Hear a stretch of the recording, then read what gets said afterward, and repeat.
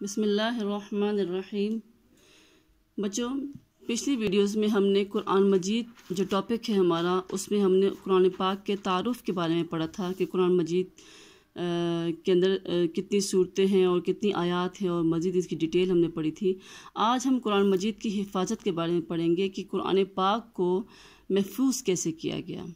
تو قرآن مجید میں اللہ تعالیٰ نے فرمایا ہے، اِنَّا نَحْنُ نَزَّلْنَا الذِّكْرَ وَإِنَّا لَهُ لَحَافِظُونَ، بے شک ہم نے اس ذکر کو نازل کیا اور ہم ہی اس کی حفاظت کرنے والے ہیں۔ تو اس آیت مبارکہ کے ترجمہ پڑھنے کے بعد ہم کو اس بات کا تو اندازہ ہو جاتا ہے کہ نہ صرف قرآن پاک کو اللہ تعالیٰ نے نازل فرمایا ہے، بلکہ اللہ تعالیٰ نے اس کی حفاظت کا ذمہ بھی لیا۔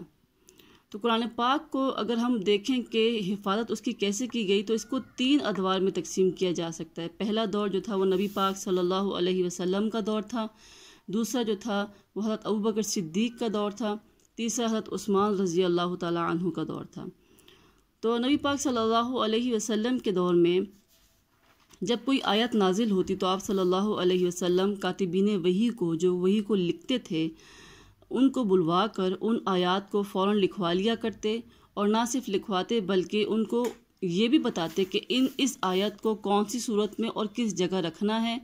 اور یہ ترتیب نبی پاک صلی اللہ علیہ وسلم کو اللہ تعالیٰ بتاتے وحی کے ذریعے سے۔ اس کو ترتیب توقیفی کہتے ہیں، جو ترتیب آج قرآن پاک جس ترتیب میں آج ہمارے پاس موجود ہے۔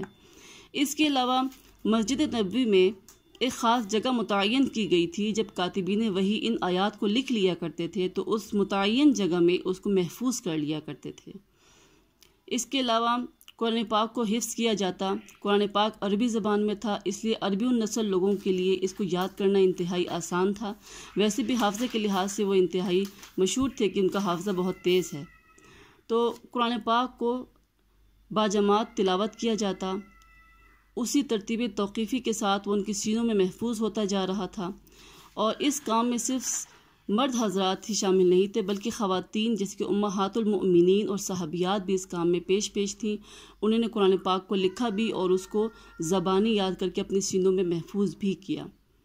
اس کے علاوہ حضرت ابوبکر صدیق رضی اللہ تعالیٰ عنہ کے دور میں جب حضرت ابوبکر صدیق نے مسیلمہ کذاب کے خلاف اسامہ بن زید کی قیادت میں لشکر روانہ کیا، تو اس لڑائی میں، اس جنگ میں مسلمانوں کے 70 حافظ قرآن شہید ہوئے۔ حضرت عمر فاروق رضی اللہ تعالیٰ عنہ نے اس بات کو نوٹس میں لیا اور حضرت ابوبکر صدیق رضی اللہ تعالیٰ عنہ سے ذکر کیا کہ اگر اسی طرح حافظ قرآن جنگوں میں شہید ہوتے رہے تو قرآن پاک خطرے میں پڑ جائے گا، کیونکہ قرآن پاک مکمل کتابی شکل میں ان کے سینوں میں موجود ہے۔ تو اس لیے اس کو کتابی شکل دی جائے، تمام حافظ قرآن کو اکٹھا کیا جائے اور اس قرآن پاک کو لکھا جائے۔ چنانچہ لکھنے کی ذمہ داری حضرت زید بن ثابت کے ذمہ کی گئی۔ انہوں نے بخوبی اس ذمہ داری کو سر انجام دیا اور قرآن پاک کو ایک کتابی شکل دی۔ ٹھیک ہے، اب شروع ہوتا ہے حضرت عثمان رضی اللہ تعالیٰ عنہ کا دور۔ تو حضرت ابوبکر صدیق کی وفات کے بعد حضرت عمر رضی اللہ تعالیٰ عنہ خلیفہ بنے۔ یہ فتوحات کا اور جنگوں کا دور تھا۔ مسلمانوں کو اتنی فتوحات حاصل ہوئیں کہ اسلامی سلطنت عرب سے نکل کر غیر عرب علاقے میں بھی پھیل گئی۔ ٹھیک ہے، عربوں میں 7 قراتیں مشہور تھیں۔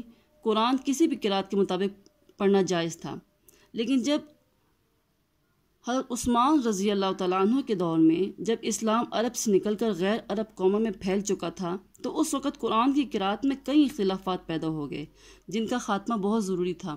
یعنی کہ ہر مسلمان جو تھا غیر عرب، وہ اپنے انداز میں، اپنی قرات میں قرآن پاک کی تلاوت کرتا، جس کی وجہ سے ایک فتنہ کھڑا ہو گیا کہ آپ قرآن مجید صحیح نہیں پڑھتے ہو، آپ صحیح پڑھتے ہو۔ تو مسلمانوں میں یہ ایک لڑائی شروع ہو گئی۔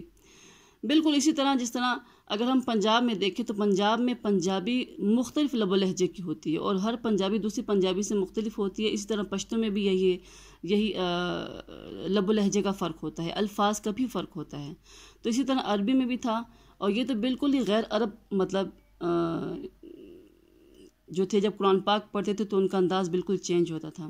چنانچہ حضرت زید بن یمان نے آذربائیجان کا جب دورہ کیا اور اس اختلاف کو انہوں نے نوٹس میں لیا، تو انہوں نے حضرت عثمان رضی اللہ تعالیٰ عنہ کو مشورہ دیا کہ آپ نے اگر اس فتنے کو ختم کرنا ہے وقت پر، تو قرآن پاک کو ایک قرات پر یعنی کہ قریشی قرات پر قرآن پاک کو پڑھنے کا حکم دیں۔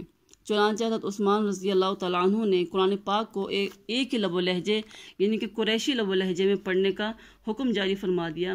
اس کارنامے کی وجہ سے حضرت عثمان رضی اللہ تعالیٰ عنہ کو جامع القرآن کے لقب سے یاد کیا جاتا ہے، اور آپ ہی کے زمانے میں قرآن پاک پر اعراب بھی لگائے گئے۔ آپ رضی اللہ تعالیٰ عنہ نے قرآن مجید کے متعدد نقول تیار کروا کے تمام صوبائی دارالحکومتوں میں بطور نسخہ ایک بھجوا دیا، اور یوں آپ حضرت عثمان رضی اللہ تعالیٰ عنہ کے دور میں قرآن پاک کی حفاظت کی گئی، اور آج تک قرآن پاک جو ہے اپنی اسی شکل میں اسی ترتیب میں مسلمانوں کے بیچ میں موجود ہے۔ پوری دنیا میں سب سے زیادہ یہ کتاب پڑھی جاتی ہے اور سنی جاتی ہے اور تلاوت کی جاتی ہے، اور اس کے ایک بھی نقطے، ایک بھی زبر، ایک بھی زیر میں کوئی فرق نہیں۔ کیوں فرق نہیں ہے؟ اس لیے کہ یہ مسلمانوں کے سینوں میں موجود ہے، اور جو چیز مسلمان کے دل میں موجود ہے اس کو تو تبدیل ہی نہیں کیا جا سکتا۔